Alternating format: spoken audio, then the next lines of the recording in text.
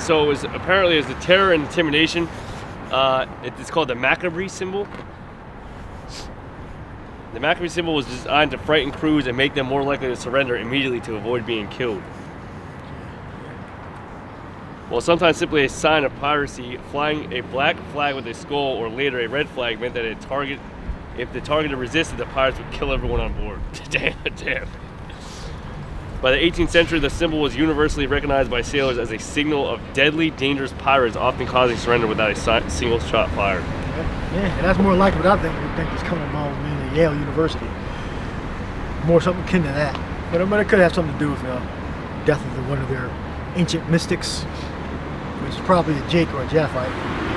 So, the University of Zeus was a so-called black man. So,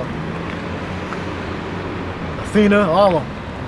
So were men of women of color.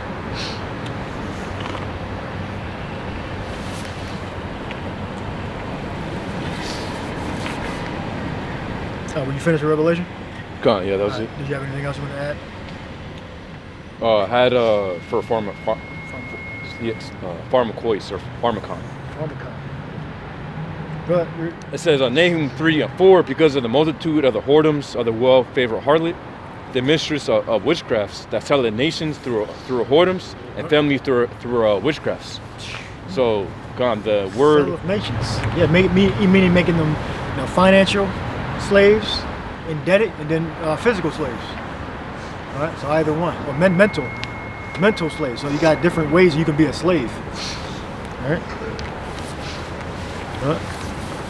Yeah. So it says.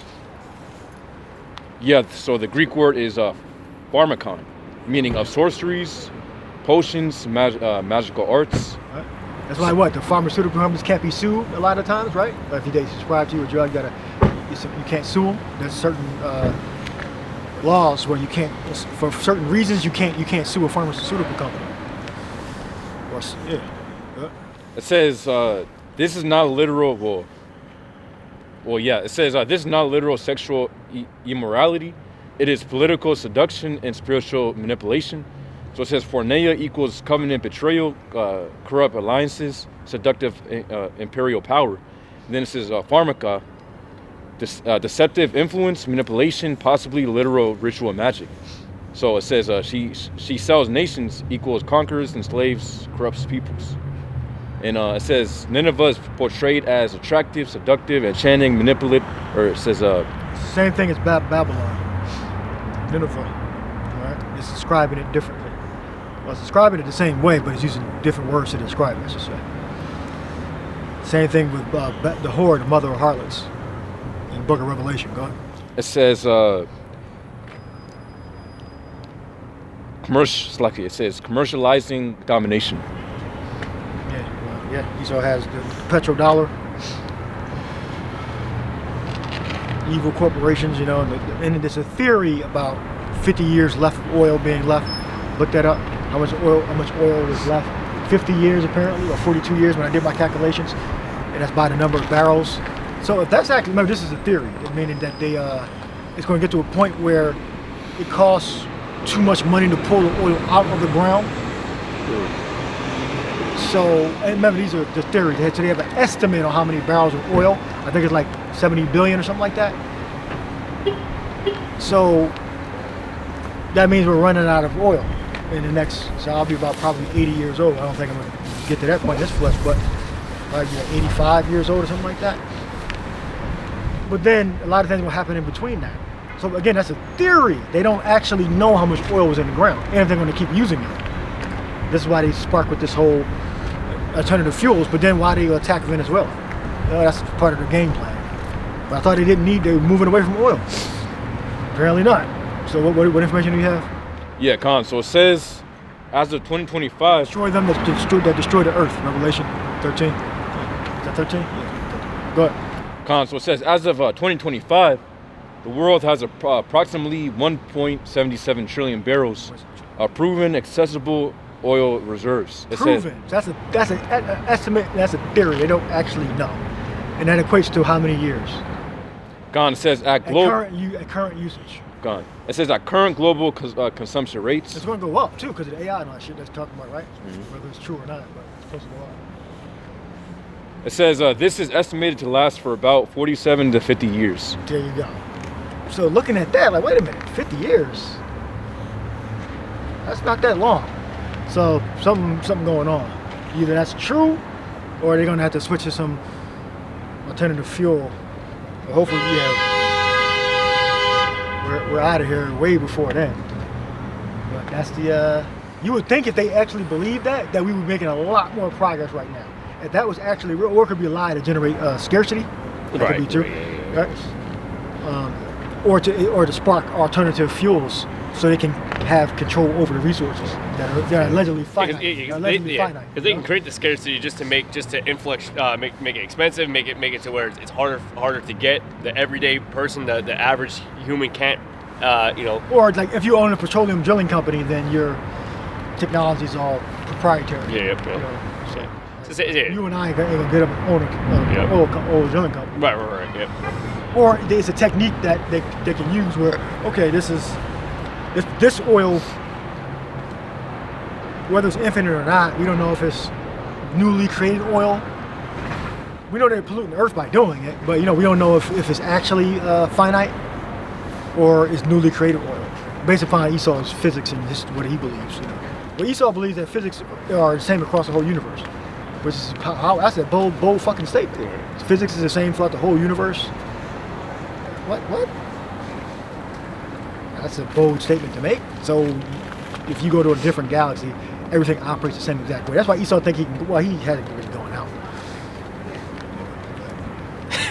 Go ahead. Gone. So it says what? Yeah.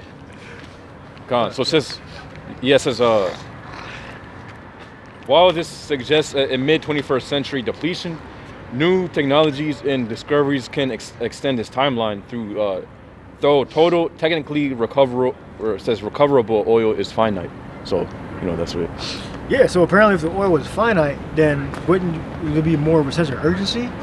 Like, that's a lifetime. It's like 2 lifetimes. Like 20 years, let's say lifetime, 20, 40 years. Like, by the time we get to 40 years, like, it should be almost gone. 1.77 trillion, I believe barrels was that, right? So, he's all lying about something. Yeah, more? That's it. Destroy them that destroy the earth. Yep. This is Revelation 11 and 18. And the nations were angry, and thy wrath is come, and the time of the dead, that they should be judged, and that thou should give reward unto thy servants, the prophets, and to the saints, and them that fear thy name, small and great, and shouldest destroy them which destroy the earth. Destroy them that destroy the earth. Yeah. So even though petroleum gave birth to a lot of like machines and industry, it also pollutes the air. You got the ozone depleting chemicals that destroy ozone.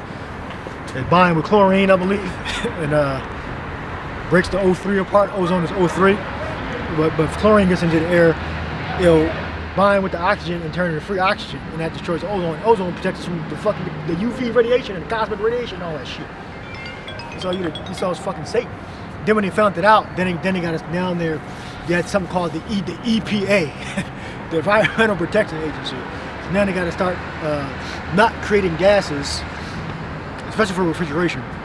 They're moving into. They already started it. I think when the first Clean Air Acts were in the 90s or the 70s, one of those.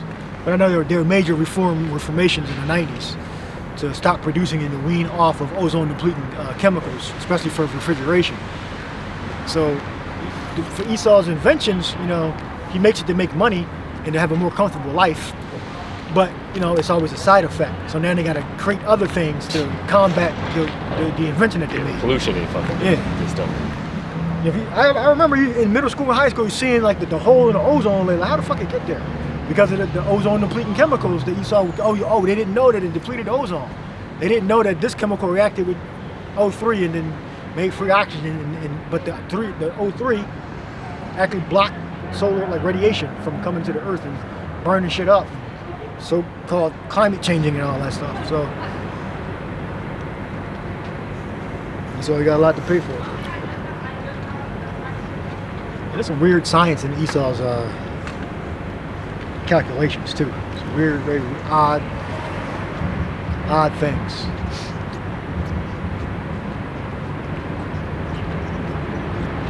Let's talk about measurement. It said that carbon dioxide is air pollution. Well, plants breathe carbon dioxide, right? Plants breathe carbon dioxide, but even if they say it's air pollution,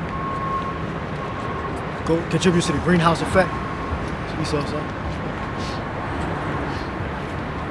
But then supposedly when dinosaurs existed, there was more carbon dioxide in the air than it is now. That's what they say. So I'm like, I don't get what Esau's fucking talking about. It's a weird science. Talking to both sides of his mouth. And then I remember Esau said dinosaurs was millions of years ago. Then they started testing dinosaur bones that was like 10,000 years old with flesh on it. Like, but they don't talk about that in the community. They dig archaeological dig, flesh on the bone. Like, what the fuck? Carbon dated 10,000 years ago. I thought dinosaurs and humans, Homo erectus or whatever the fuck they say, I don't know, was millions of years apart. Then they carbon dated it, which that can't even be trusted. It wasn't millions of years because it had flesh on it. Because the fossilized, it got to be millions of years, right? So Esau, he got some weird science going on. But again, science is witchcraft, and it's based upon what Esau agree on. Right. That's what it is. Not the truth, but what they all agree on. Right. Yep. Right? You want to say something? No, I was gonna say, they love throwing that, like, millions and trillions of years ago. Like, no fucking millions and trillions of years ago. Right. Human Homo The Earth erectus. has 3 billion whatever years it left yeah. or whatever. Yeah. And then the sun's gonna explode. Yeah. The hydrogen, that's what I guys be into this stuff. The hydrogen gonna be all used up in the sun. It's gonna turn supernova or something like that. Supernova, yeah. It's gonna blow up and destroy it.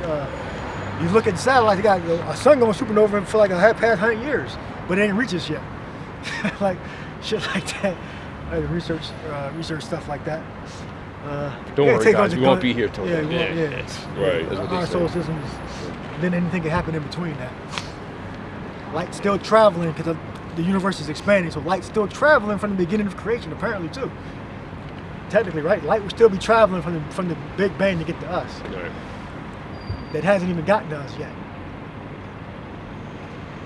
Esau got some weird science, and he can't prove any of this shit too. That's what's amazing about it, because you can't actually run an experiment and prove it.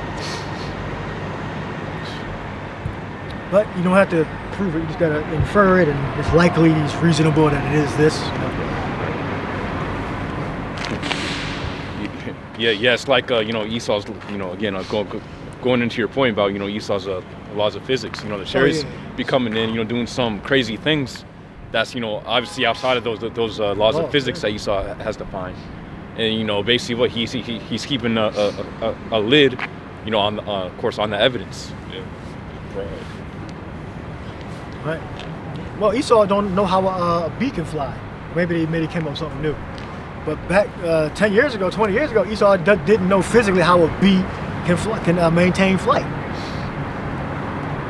Maybe he figured it out, but yeah, he used to not be able to know how a bee could maintain flight. Proportionate to his wing size and the weight of the bee, or similar flying insects or bugs, whatever you call them. Couldn't figure it out. He's smart, but there's certain things he don't know. They put him in bounds that he cannot pass. Yep. Though wiser than Daniel, but there is a limit where Esau can never go. Yep. And there's a lot of things is just guessing. Yeah, it's like the ocean. Yeah, like the ocean. Yeah. That's the ocean. We have free energy coming from the ocean, always moving, right? We can put, like I mean, China does it. We can put electric, generation in the ocean, and we can get free energy because it's always moving. Or you can go with nuclear energy, or you can do both. A combination of sea electric generation and nuclear energy, and we can have a reduced cost. We can have an electric bill for $20 a month. But Esau, he's too much of a fucking devil. He don't want to do it. We can just put massive ocean generators in the water and generate electricity, so we can reduce our electric costs and heating costs. Esau, you're the devil, and you won't do it. He won't build more nuclear power plants to reduce our energy costs. He won't fucking do it. He's the devil. It is about profit motive. All right?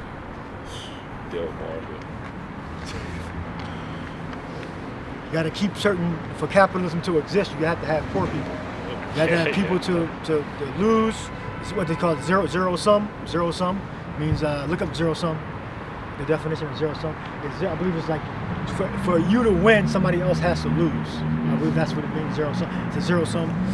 So, in order for, because it's based upon, the main thing is about gaining more resources. All right? Yeah. But it's funny, like I keep saying, like, just because you gain more resources, it's designed to keep the elites having all of it and the poor people to have none of it. So it doesn't matter how many resources. That's what capitalism is eventually going to lead to. That's what capitalism is. So that's how we know America's going to be destroyed. And that's why I try to say like overpopulation exists. That's why they try to say that we don't have enough food. We have enough food. There's the same people that are like saying that you can't the throughput of the food is controlled. So the amount of food that we have will never be opened up because Esau specifically and the elite specifically have a certain amount of throughput that they're only allowing to go, and only a certain amount can get it freely and get the best of it, and then the poor people get the dregs and barely get that, and they have to they pay charge an arm and a leg for just to barely make it by and eat just a fucking food. Yeah, Nikola Tesla wanted energy to be free or very reduced cost. He wanted electricity to travel through the air. Right. Nikola Tesla discovered alternating current. Edison, he worked with direct current. Now you need both of them today. But direct current can go over, Tesla's AC current, alternating current can go over long distances. Edison DC couldn't go that far. You could transmit higher amperage and voltage over long distances with Tesla discoveries of alternating current. All right, and Tesla wanted electricity to be wirelessly broadcast throughout the air, so you could bring electricity to farther distances. Now they do the same thing through a wire, but I believe he wanted it to be free, if I'm not mistaken. Could be wrong. Edison said that's not gonna work. We gotta make money. Oh, how are we gonna do that? Can't be free. Now all light bulbs run on AC current now, so it's AC alternating current. Interesting how that turned out. Yeah, but Edison was about his money. He had a team of people working for him, coming up with those inventions. So if you invented something in his laboratory, the Edison company got the invention. He had laboratories all over the country. I believe he had them a lot over here in the Northeast, in Jersey, in Pennsylvania, in New York. He had like laboratories and like inventors working for him.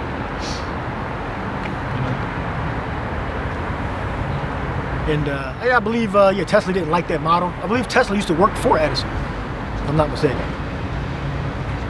You had to research that. Then he promised him some money. I don't know if this is true or not. He gave it to him. He said, "Fuck you, I'm leaving." And he started his own company. But Edison was a better businessman. He knew by getting people under him and having them work for him was a better business model, because he'd get more work done, than by just doing it himself. So he figured a lot of things out, but he can only go but so far. Edison is considered, I believe, the greatest inventor that ever lived, apparently. Because a lot of technology, mostly all technology is built upon, and Tesla, but they credit Edison. It's built upon his electric experiments and his inventions. He wasn't the first, he didn't discover electricity, but he had notable inventions on use of electricity, which was direct current. And Tesla came in and did the alternating current. I used to think Tesla was Russian. Tesla's Croatian, I believe, Serbian and Croatian. So, and Nikola Tesla. Go ahead. Do you have more? Gone. So it says a zero-sum definition. It says a situation where the total pie is fixed. One side's gain comes directly from the other side's loss. So it says if you win plus 10, someone else is minus 10. Yeah. net change for all players combined equals zero. So it says used in games. It says games. Yeah, using games. Yeah. So if you were in a fighting game, well, no. Well, go. Yeah, so it says using games, bargaining, politics, war, and any contest over scarce resources. Scarce resources. Yeah. Scarce resources. So capitalism. So they have to continue to. Yeah, if they keep taking, then yeah, we're gonna get poorer and poorer and poorer. They would only have to, in order for it not to be zero sum, they have to give back to us. And that's why they got the welfare programs. Because if they didn't have the welfare programs, you know how many people would be dying and shit? Massive poverty. So it created two things, dependency and to stop people from suffering. That's what welfare is. Or America would be like other so-called third world countries. If we didn't have the welfare system here, America would be like third world countries, what they call third world. You know, walking around barefooted and shit. Dingy ass dirt, plywood, sheet metal houses and shit. If we didn't have the welfare system here, you would have that. So Esau know that because his capitalism made the people on top rich and opportunity scarce. That's the capitalism. And then the other theories of government also, yeah, socialism, other stuff, Marxism, you know? Nepotism too. Nepotism. But then you have, like in Israel, you had the corners of the fields were supposed to be left to the poor. Damn demon. Get out here. Demon devils know each other. I know that guy. He making all that noise. Yeah. Yeah, give me the law on the field, the corners of the field supposed to be left to the poor. You know, we had a monarch. Those are different forms of governing, like the things I mentioned. In our kingdom, we had it was a king. There was no constitution. The king had supreme power. But we had laws that governed. The king couldn't just do anything. So he actually didn't have supreme power. But he had a lot of power. All right? You had the priests had a lot of power. The king had a lot of power. We had laws that could check power. Okay? Because you know Esau has the constitution to check the power, checks and balances. We had checks and balances also in our law. So Esau did that. He's not an inventor of having checks and balances and all that. You know, we had laws about covetousness. We got the 10 Commandments. You start there. That's like the main ones, right? But then you had laws on the fields for the poor. So you couldn't just hoard your field. The corner was supposed to be left to the poor. So if I had a field or you had a field, you couldn't glean the corners of the field. That was supposed to be left to the poor. So that means you could glean it, but you had to put it out to a location where the poor could gather it on the whatever day. All right, so you had a certain percentage was supposed to be given to the poor when if you're a landowner or a landlord. All right, go ahead. What you got? Gone. So it says Leviticus 19:9. It says, "And when ye reap the harvest of your land, thou shalt not wholly reap the corners of thy field, neither shalt thou gather the gleanings of thy harvest." It says, "And thou shalt not glean thy vineyard, neither shalt thou gather every grape of thy vineyard. Thou shalt leave them for the poor and stranger. I'm the Lord Yahweh, your power." Yeah, so a certain amount was always left over. There was always a surplus from everybody's field. So nobody would starve. Nobody would go hungry. Now you want guaranteed like room and board and shelter. However, it's in the law also about the law of the stranger. It says, "Thou shalt secure him. If thou see thy brother or a stranger fall into poverty, get the law. Thou shalt secure him." Roughly paraphrasing. From the law, I believe it's in the law of the stranger. All right. So you're supposed to help your brother. So now you have certain people that are perpetually in poverty, perpetually need help. You gotta work with them, but you gotta be on them. If they constantly need help, then hey, you gotta take measures to make sure they're okay, and you gotta just basically treat them like they're your child, pretty much. At a certain point, you take them in, they gotta be your child. And if if they're unruly, then it's Yahweh gave a commandment also, so we got to get that. Well, heresy had the first admonition to reject. Yeah. Then talks about Yahweh about taking to the church and then take it to the elders, and then they reject them. Then you cast them out as a heathen man until they repent, and then then they can come back.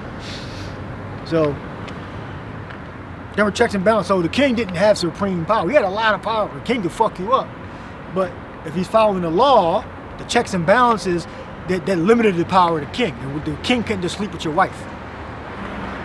All right? Because we got laws, okay, that govern it. The king doesn't have supreme power. No, the king had to follow the law. You don't say something in the Proverbs about the king, the wise king is supposed to get up early, roughly paraphrasing, and drink, but unless he drink and forget the law. So a king, my point is there are different forms of government. You have monarchs, you have socialism, Marxism, capitalism.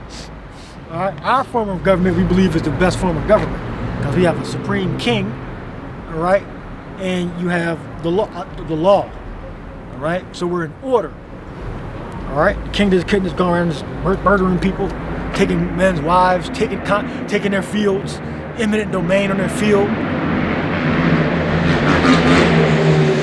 If they're following our law, the Torah. What do you have? Gone. It says, Proverbs chapter 31:4. It is not for kings, it's like it says, this is a woman, I believe, right? Lemuel, yeah, Lemuel. It says, it is not for kings to drink wine, nor for princes.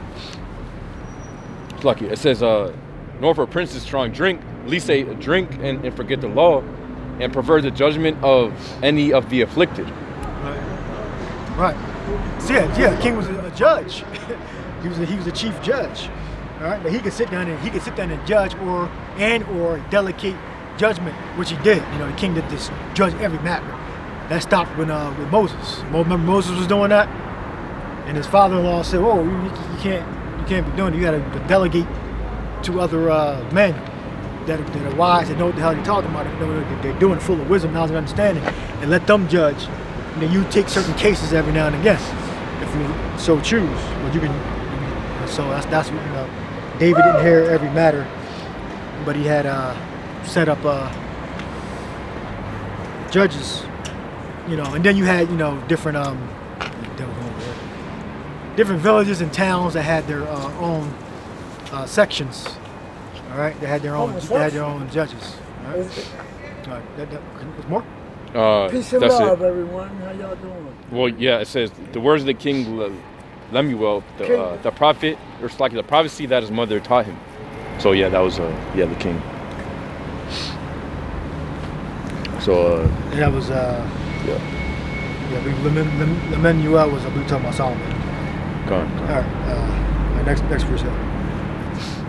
We went through the law on leaving it to the poor, leaving the corners of the fields to the poor, and get the law of the stranger I called for about raising up your brother. Thou shalt see thy a stranger or brother falling into decay. Thou shalt relieve him. I believe the wording is. Okay, well, that's the spirit. Look at this video that Shemai read. Why can't I see I speak at this? It's about the microchip. Oh, just talking. Just talking about the cancer. They can't get it. Yeah. It's the spirit. Gone. I got it. Yeah. So it says Leviticus 25 and 35. It says, and if thy brother be waxen poor and fallen in decay with thee, then thou shalt relieve him. It says, though he be a stranger or a sojourner, that he may live with thee. Yeah, thy brother. So even if your brother is a stranger or a sojourner, meaning an Israelite that didn't stay with the main camp, or he went out to Greece to open a business and he came back, or he didn't make it when he went out, he didn't make it in a big city, but then he came back to the land of Israel, verified who he was, he needed help, he would go to, I guess, where his family descended from, his village or town, or go to the Levites or the judges at the time, whoever was judgment, go to the gate and get judgment. All right? And set him up, get him on his feet, get him a job, place to stay. You know, that's in our law. Read that again. Con, it says Leviticus 25 and 35. It says, and if thy brother be waxing poor and fallen in decay with thee, then thou shalt relieve him, yea, though he be a stranger or a sojourner, that he may live with thee. It says, take thou no usury of him or increase, but fear thy power, that thy brother may live with thee. There you go. That's in the law. So that's the best government to have. Not the socialism, not the capitalism. Capitalism, you just make as much as you want, and you're not required to give back to the poor. You're not required to. Now, in our kingdom, you know, in the ancient world anyway, you can make as much as you want, but you are required to give to the poor. And so there were various forms of capital. But the thing is, the center of our kingdom was not about gaining capital. We live in a capitalist system now, but in ancient Israel, that wasn't the center thing. It was about money, about capital, gaining capital, more and more capital. That wasn't the center of our nation. You got more? Yeah, well, yes, so, yeah. Go ahead. God says, verse 37, thou shalt not give him thy money upon usury, nor lend him thy victuals for increase. Yeah, so you can't charge a fee based upon you lending it out. All right? So if you want to let a brother borrow something, and he has to pay money to maintain that thing, yeah, he pays that money. But you're not supposed to charge him a certain amount per month, unless you're saying, okay, well, this is the bill. You can take over the bill for however the duration that you had the item. All right, because I need the item. So if you're going to take it, then you take over the bill for it. All right, but not like using it, like renting out to him for for a certain amount. You're not supposed to do that to your brother, technically. Yeah. Go ahead. Is that it? Yeah, and then it goes into bond servant, like being sold onto the. Okay. All right. Yeah. Yeah, so those are our laws. All right. Those are our laws. Now, and what Esau tried to do was he has a welfare system set up. All right, where if you have a certain amount of income, you can apply to get aid funds. Right. Where did Esau get that from? He got it from scriptures. All right. We have modern methods of transferring, money, and we pay taxes because we're employed, and that transfers over to the welfare system. All right. So this kingdom, based upon where it's going right now, it can't last. It can't last because what other nations have what their business pointed at us. Their sins are getting higher and higher and higher. All right. The lies are getting more transparent. Not as convincing as it used to be. Trump right now has the board of peace. I've been hearing about that the past month or so. The different nations are pledging billions of dollars to be part of the board of peace, and he's waging war. And what his ancestor Antiochus Epiphanes, what did he make the statement, by peace, or was inferred by peace he shall destroy many? That's one of his ancestors. And Trump goes back to Germany too, by the way. That name. It's Englishized to be just Trump. But when you go back to Germany, I think it starts with like a D or something, or a P, then the T. Actually, Trump go back to Germany, so there might be something there. This ICE thing. ICE. You got something else you want to read? Yeah, well, it is. So I looked at the exact government, or what type of government that's called. What was called? For Leviticus 25. Okay. It says it's a covenant theocracy with a welfare and anti-exploitation economic code. Okay, there you go. Read that again. So it says it's a covenant theocracy with a welfare. It's a covenant? Covenant theocracy? It says with a welfare and anti-exploitation economic code. Anti-exploitation economic code. Good. Anti-exploitation. Yeah, because you can exploit somebody. You can exploit somebody by getting them in certain employment. I mean, I'm sure it still went on because it tells you about the falsifying the balances. I believe in some of the prophecies. It talks about being covetousness, coveted. I believe in Micah or Malachi. So Israel was breaking the laws back then. Go ahead. You got more? Gone. It says theocracy, the law's authority is explicitly God's commandment. It says, fear thy power, not popular vote or king's decree. And then, gone. It says theocracy, the law's authority is explicitly God's commandment. Fear thy power. It says not popular vote or king's decree. Yeah, so I had to check the power of the king. Yeah, so no Israelites were starving back then. Gone. You had to be part of your community. We had a lot of that's cohesion, you know. So we stuck together. I think even not like now. Now we don't stick together, but back then we stuck together. I think even like if you were village where you were from, you know. If you were caught stealing like an apple or like something from the fields or like that. Yeah, get the law on that. Yeah, it wasn't even. It was like a punishment, but not like you would still give him. You would still give him something. Opposite sides. Simple as that. Unless you steal to save his soul. Right. Exactly. Yeah. Yep. And that's the thing is like Esau's made it to where like freaking people really are stealing because it's fucking hard out here. That doesn't justify it by any means, but it's hard living out here. So, but the punishment's the same for those that are stealing for their own lasciviousness, their own lucre, because they'll steal and then sell on the fucking corners just for a quick buck. But then people like might steal because they might need a food rub like that, but the punishment's still the same. Esau doesn't look. Esau doesn't look at it. Yeah, exactly. Unlike the scriptures. What? So it's 144,000, right? Just in one tribe. Yeah. It says Exodus 22:1. If a man shall steal an ox or a sheep and kill it or sell it, he shall restore 5 oxen for an ox and 4 sheep for a sheep.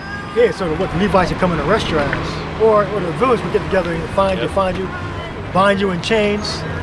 Find out who you are, and rectify it. Yep, and you're paying 5 times the amount now because what you stole now you're replacing with 5 times the amount. Yeah. So basically, if you couldn't pay it, then you become an indentured servant. Yep. You had to work it off. Go ahead, you got more? It says if a thief be found breaking up and be smitten that he die. Yeah, there shall no blood be shed for him. Yeah, if you get caught stealing something, and you get killed. Then you get killed. Which is crazy because there's a lot of laws, man. There's many laws in many states where freaking thieves have like get to rob someone and then hurt themselves and then sue the homeowner and won because they hurt themselves coming to rob you guys. And then there's not a lot of stand your ground laws. There's only a couple states that like allows you to stand your ground. Yeah, some of them tell you got to retreat. You have to retreat first. Yeah, and if they do, or if the thief is retreating, you can't shoot him in the back. There's like a lot of things like that. Or you gotta run up in front of them and shoot them. Yeah, they gotta. Yep. So then they got. So there you go. The law, the Lord's law is a lot more reasonable. It's not reasonable for a thief to come and break and steal, and you're getting sued. You're going to jail because you were defending yourself or whatever. Or they hurt themselves because of their own stupidity. Like you literally had a guy break into a house, cut himself open, go to the hospital, and they sued the fucking homeowner. It's ridiculous, man. I don't know if he won, but he had the fact that he got the ability to do that is insane. Yeah. All right. I don't know what the stipulations were. The body's the temple. So read that again. That was very powerful. It says Exodus 22:2. And we're going to shut it down. A few more scriptures, like 2 or 3 more. It says if a thief be found breaking up and be smitten that he die, it says that there shall no blood be shed for him. No blood. So you smack him up and he died, then hey, you hit him with the bow and arrow, close range. Yep. Or a knife. Far range. Hyphenated phasing.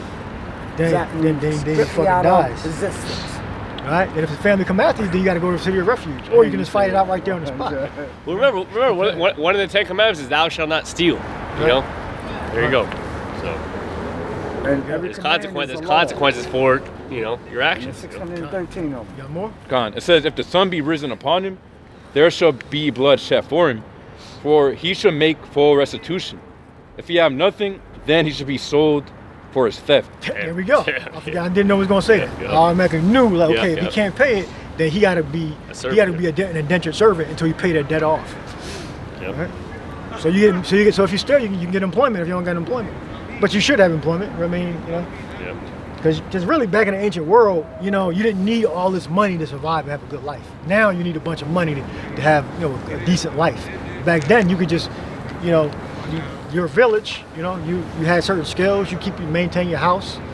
You know, you had your fields, you had family members, you could eat, you know. If you want to do extra stuff and travel and all that, okay, now you're going to need employment, then you're going to need money. You're going to open up a business, okay, now you're going to need land, you're going to need a product, you know, you're going to need extra skills. But if you just want to just live like a decent, normal life, you didn't have to have like a 9-to-5 job. You just depend on your family and very limited resources, and you can survive and live a decent life. Yep. That's how Elijah survived. Elijah survived on the road because of the times. Yep. You know, Elijah didn't have to work. Elijah had a house. Remember the soldiers came to his house? Think he was, had a 9-to-5 fucking job? Then he had bringing fire down from the chariots. Elijah had a 9-to-5 job, and he had a house. How do you think Elijah was going to work every day? Prophesying at 6. Probably, yeah, you go like we do now. Like, the ancient prophets didn't have to do that. But it started to get demonic. Like Paul actually had to do it. Paul had to, because he was a tent maker. You know, but the ancient prophets, they didn't have to do that. Isaiah didn't have to go, you know, I mean, maybe in certain situations, if he was traveling, he had to find, find work so he could get money. Yeah. But for the main part, the prophets didn't have to work. Yeah, John the Baptist was out in the... John the Baptist, he's out in the wilderness. Locust and honey, yeah. Wild locusts and honey, yeah. He was just baptized in water. He was, I forget whether he's a Judite or a Levite. I always forget. But yeah, he was a minister.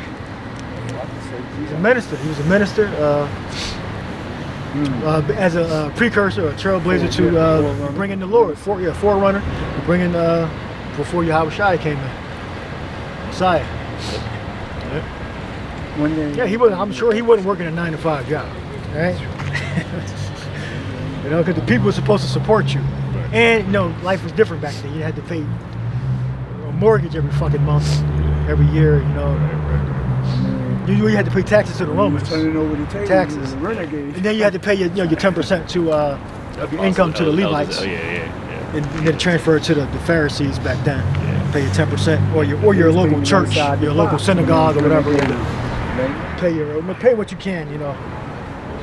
So, all right, one more scripture, and we shut it down. Hoping that we can pay what we are able to pay. It says verse 4. So Exodus chapter 22 and 4. It says, "If the theft be certainly found in his hand alive, whether it be ox or ass or sheep, he shall restore double." And it says, "If a man shall cause a field or vineyard to be eaten, and shall put in his breast, and feed in another man's field, of the best of his own field, and of the best of his own vineyard, he shall make restitution." And then it's pay back what you stole. Yep. In certain situations, double. In certain situations, 3 or 4 times, depending on what the situation is, or what you guys work out. And then you still got to sacrifice for your sins because you fucked up. This still is a sin. So you got to show up. So that's why the cohesion thing was important, because you had to show up and to the Levites. Really, you had to show up to the Levites and had to make that sacrifice. The sheep, ox, without blemish, whatever the law is, sacrifice for your sin. All right. So if you were a renegade, you ain't got no cohesion. You had sins that back then, before the Messiah, you had a lot of sins built up. So you had to have sacrifice. Had to sacrifice an animal to get forgiveness of sins in the ancient world, in our ancient kingdom. So that closeness, that cohesion, family is very important for the system to work. All right, because we do have in the kingdom, we have ancient Israelite kingdom. Our ancestors, we had a system of forgiveness of sins. So all those laws that you would break, you would have to get sacrifice for your sin. All right, now I'm sure we can look it up in detail on whether it was weekly, monthly, or yearly, or was it just a Day of Atonement. You know, I don't know. We have to do research on the frequency of forgiveness of sins. But we know there was a Day of Atonement. Right. We do know that for a fact. All right, and that was once a year. That was at least once a year. So per se, personally, you got to say, for myself, I forgive myself first. Because you're not able to forgive for anyone outside you. Right. Cool. Yeah. Cool. Sure. Yeah. Gone. Pardon me. Well, it goes I in the didn't board. mean to of, just cut in like that. the law. You know, I know y'all got I mean, y'all that wasn't circle. really the point. I mean, you're making that something extra. That's not the point. What you said. But go ahead. Gone. Well, going back onto what the government, like what type of government, Leviticus 25, it also says communal, it's like a communal duty. It says the community is obliged to stabilize the poor so they can live with thee. And then it says anti-usury for the vulnerable, lending. Yeah, it don't mean you ain't gonna get cussed out and get good talking to. I mean, people look at you crazy, like, I mean, but yeah, you're gonna get the help. You will get the help though, but you might not like it all the time, you know, because you keep asking for you keep asking for help. I'll go roll. Sorry. No, they say I want every swinging dick in the field. So hey, I don't want none. it's a term to say, okay, if you're an able-bodied man, you're supposed to be able to work with your hands, work with your mind, and produce something to take care of yourself. All right? Go ahead. So it says anti-usury for the vulnerable, lending to the needy is framed as relief, not profit. No interest increase from a brother, and even a resident foreigner in this case. It says resident alien protection. A stranger sojourner is included under social protection inside Israel's jurisdiction. So, Inside your jurisdiction, yep. gone. So it says so it's not modern socialism or capitalism. It's moral law governing, and it says how do you know how to say it? Agrarian nation state. Yeah, agreeing. It says nation state under divine kingship with mandated protections against predatory finance. So that's it on that. All right, so yeah, that's what we're gonna go back to. But then again, we're not gonna go back to it because nobody's gonna be poor. So it's not gonna be gleaning the fields and all that. Well, that might be for the heathen after they started their slavery. So yeah, the ends of the fields for the heathen after they started their their time period. Because every Israelite's gonna be rich. Yeah. And have abundance of that they can't even spend or consume. Every single one. So and women ain't gonna work or nothing like that. So. Actually, if I can read this real quick. This is Leviticus 19 and 9. So it's going to be a matriarchal society. It says that when you reap the harvest of your land, thou shalt not wholly reap the corners of thy field, neither thou shalt gather the gleanings of thy harvest. And thou shalt not glean thy vineyard, neither shalt thou gather every grape of thy vineyard. Thou shalt leave them for the poor and stranger. I am the Lord Yahweh. I believe the brother read something similar to that. Right, yeah. But the thing is, like when it came to like stealing from the vineyard and stuff like that, that was like actually like harvesting it and taking it and stuff like that. But like if you were supposed to actually leave some behind, so like if you were coming through and you were destitute or hungry, you could gather up some grapes that was fallen or like that, and it wouldn't be considered stealing, Right. But. Yeah, again, if you got some little badass kids running past stealing fruit, you know that they're not poor. They're Right. going to get caught. Yeah, parents get talked to. Talk to you like, what the hell are y'all doing? That's stealing. Exactly. Like we know, we're all nobody's poor in this village. So what the hell? That's why these children over there snatching. Don't shit. beg. Exactly. But Steal if no y'all borrow. know each other, you should know. You should, hey, Farmer Michael, taking this. Go ahead, get out of here. But things are different back then, man. There was a lot more brotherly back then. Brotherly love. And so nowadays, you can't even fucking park in the dude's parking spot without getting shot over it. Yeah. Well, yeah. No one's neighborly. You talk about Philadelphia, city of brotherly love. Ain't no brotherly love out here, man. Jake don't. We're in Delaware now. Well, yeah. That's what it is, motherfucker. But yeah, same thing. Same here. Kensington is all over Wilmington now. Yep. Oh shit, yeah. Zombies out here too. He didn't hear from me. You got your own zombie One land out here in thing. Delaware now. Alright. But yeah, that's all I gotta say on that. Alright, I guess that's it for today. We're gonna see y'all next week. Shalom.